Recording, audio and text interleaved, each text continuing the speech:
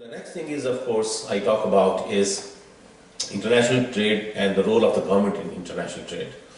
First of all, like every single government of the world, in fact, they promote their own exports. They want their businesses to export more. And that's what we have done in this particular course of international business, that every single student is going to write an export business plan.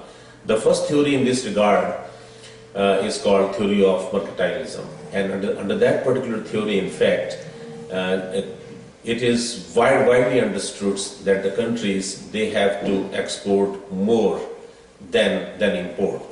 So that means that the country's accounts receivable has to be more than the country's accounts payable, which really create a positive balance of payments or the balance of trade as well.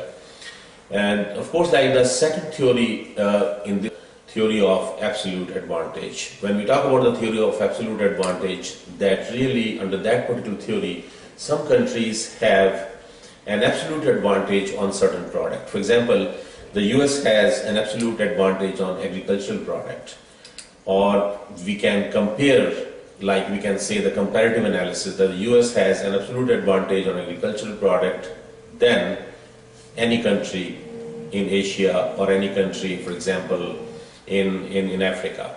On the other side, we can give another good example is we can say that Ghana has an absolute advantage in the production of cocoa than North Korea or South Korea.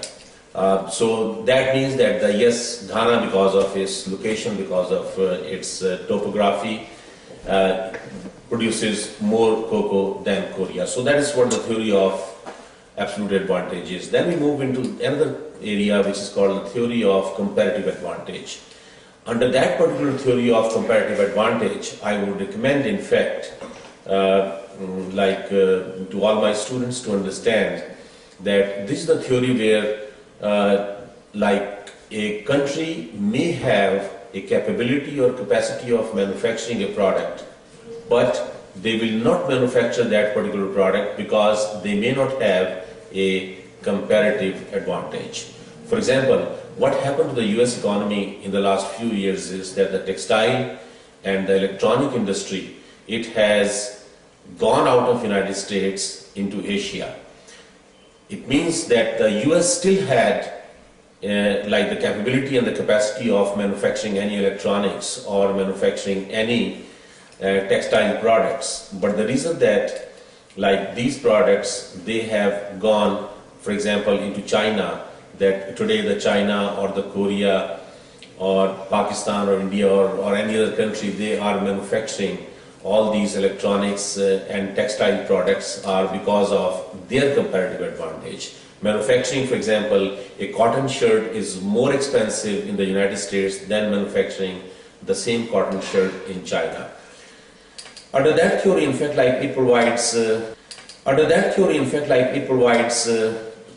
it gives more comfort to the US buyers, and it really helps the US economy in a way under this theory of comparative advantage that an American consumer can save more money by spending less on these basic human needs products, electronics and clothing. So ultimately, then in the long run, it really helps the US economy also, because then the people, they will be saving more money and they will be putting that more savings into the banks, which will help the fiscal and monetary policies as a whole. The next topic we cover in this area is the trade policy of the government. And when we talk about the trade policies of the government means that the governments who control the taxes, the tariffs, duties, quotas, administrative policies, and of course anti-dumping policies, and some of course the government incentives on international trade as well. All these things which are in the control of the government. The governments have, in fact, the powers. Every government of the world, they have a power that they can impose any kind of taxes or tariff on the goods which are imported into the country to protect the local industry. And at the same time, like for example, the US government, it provides an excellent incentives on exporting agricultural product or exporting any American manufactured industrial products as well. For example, when you are going to look into exim.gov or usda.gov, then you will realize is that the US government spent billions of dollars on export financing guarantees money, where 85% of the sale is guaranteed by the US government's bank, which is called Export-Import Bank of the United States, or on the commodity side, or on the agricultural products or on grains, approximately billions, more than $5 billion is provided in guarantees to the foreign buyers, and the coverage in USDA guarantees are up to 98%. So these are the best incentives you will find out when you visit all these websites. The next area we cover is and that is the foreign direct investments. The foreign direct investments, in fact, are attracted by every single government. The US economy and the US government, they are in a very good situation because of the political stability and because of the availability of every single facility and because of extremely developed infrastructure, that America attracts lots of investments. But at the same time, there are many countries of the world who also gives incentives to the foreign investors that they should come and they should invest into those countries. Of course, when we talk about the foreign direct investment point of view, then we got to understand a terminology called like the home country and the host country. And let me give you an example in this area. When GM, General Motors, which is an American company, when General Motors decides to go and invest in China and set up a auto manufacturing plant in China, then in that situation, in fact, American company or America then considered as a home country, because the GM's home is the United States, and the Chinese people or the Chinese government and the country of China, it is considered as a host country. So in case of foreign direct investments, there are benefits, in fact, to both. In the beginning, of course, more jobs are created, so the host country benefits out of that, and people, they pay taxes, so the revenues of the host country, they increase.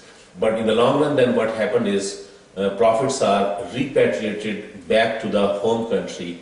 Then home country benefits because the foreign exchange is coming back to the home country, and at the same time, not only the foreign exchange, but the home country's parent company, which is in this particular example, which I gave you as a GM, GM then becomes more and more stronger.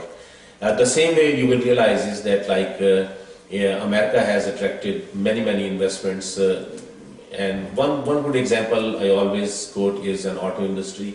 You will find out that every single European automobile manufacturer and every single Japanese automobile manufacturers, they have their foreign direct investments into the United States, and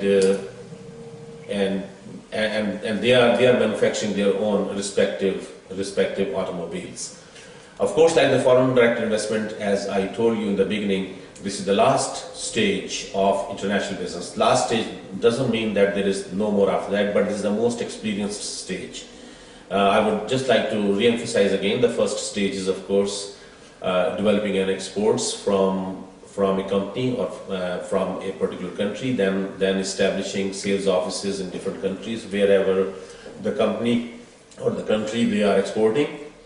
The third area is, of course, establishing a joint venture, and within that, like joint venture and establishing a sales office, there are a couple of more things which fall into. One is called franchising.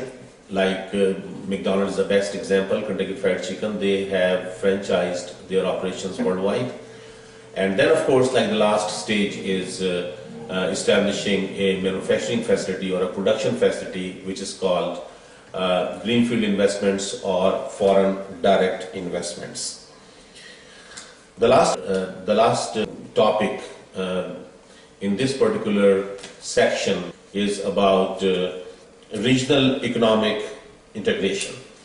And when we talk about the regional economic integration, then let me tell you from the American perspective first. For example, NAFTA is the best example. NAFTA stands for North American Free Trade Agreement. North African Free Trade Agreement signed in early 90s between Mexico, US and Canada. And the basic purpose of this agreement was elimination of most of the duties and the free flow of goods and services across the borders. It has benefited US, it has benefited Canada, it has benefited Mexico as well. But what happens is, when we talk about the regional economic integration, that means that the countries of a given region, they joined hand together to establish economic relationship in such a way that each and every country be benefited. And it has certain level, of course. Like the first level in this area is like a free trade area, custom union, common market, economic union, and political union. If you realize these 5-6 elements, in fact, Europe is the only continent which has achieved all these things.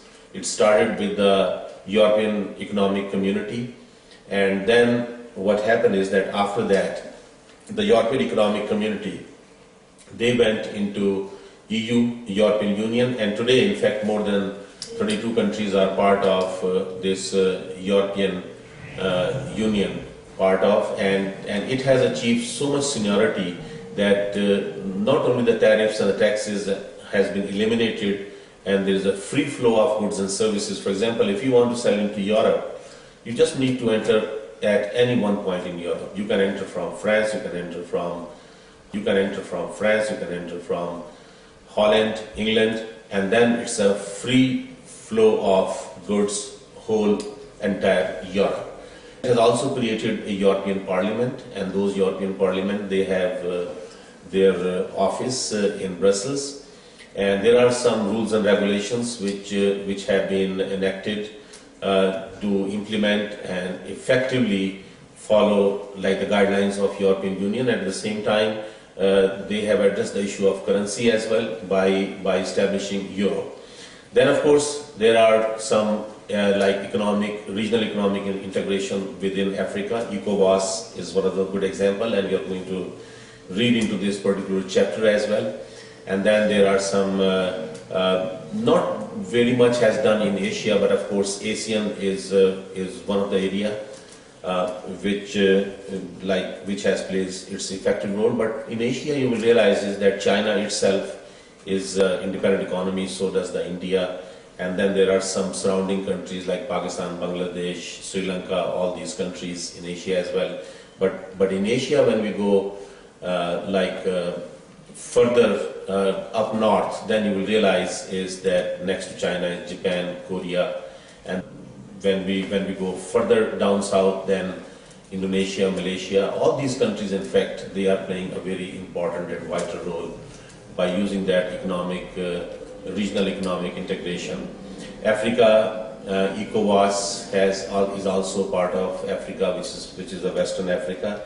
And within them, when you come to South and Central America, then you will realize is that CAFTA is a Central American Free Trade Agreement. All these factors, in fact, have been beneficial in the development of international business under that economic integration. And with that, in fact, in the end, I would say, after the end of Second World War, like two major financial institutions were created, the World Bank and the IMF, International Monetary Fund. And what I'm going to do is that I will talk about these two institutions in my next session. So I hope that this particular lecture will develop a in-depth understanding of international business. And in my second series, of course, then we are going to cover some more topics. Thank you very much, and till then, goodbye.